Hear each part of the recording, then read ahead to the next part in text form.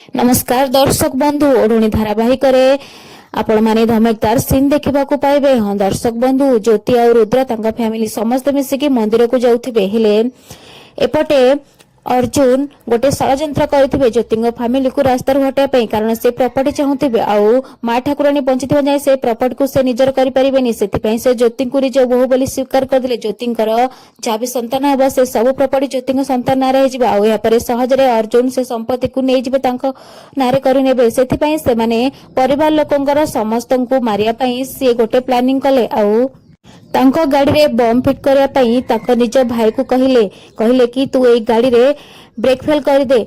तांको भाई कहबे कि काहे कि भाई एमिति करया पई कहीं कहछ काहे कि ना ए माने मंदिर जिया बटरे ब्रेक फेल हे गले आ ए माने गाड़ी चलै परिबेनी आ ए माने मंदिर रे पहुंची परिबेनी आ ए मानकर एक्सीडेंट हे जिबा आ ए माने सब दिन पई हम रास्ता रु हटि जिबे। सेथिपई से रुद्र और ज्योति को निज गाड़ी रे बस देबे काहे कि ना जदी ज्योति मरि जिबे तांको सहित मिसिकी ताले से प्रॉपर्टी आ पाई परिबेनी। सेथिपई से बहुत बड़ा षड़यंत्र करके तांको परिवार लोक को सब दिन पई मारि देबे।